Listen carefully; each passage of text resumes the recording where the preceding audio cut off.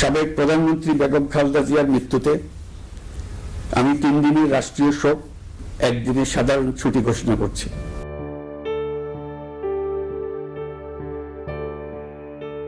BNP chairperson ও সাবেক প্রধানমন্ত্রী খালেদা জিয়ার মৃত্যুতে বুধবার থেকে শুরু হয়েছে 3 দিনের রাষ্ট্রীয় শোক।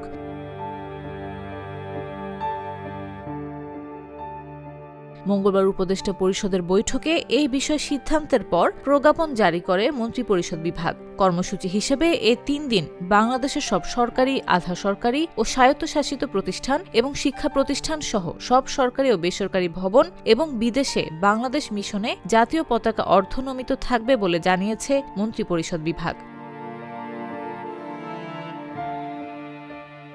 এছাড়া খালেদা জিয়ার রুহের মাগফিরাতের জন্য শুক্রবার দেশের সব মসজিদে বিশেষ দোয়া অনুষ্ঠিত হবে। অন্যান্য ধর্মীয় প্রতিষ্ঠানেও তার আত্মার শান্তির জন্য বিশেষ প্রার্থনার আয়োজন করা হবে।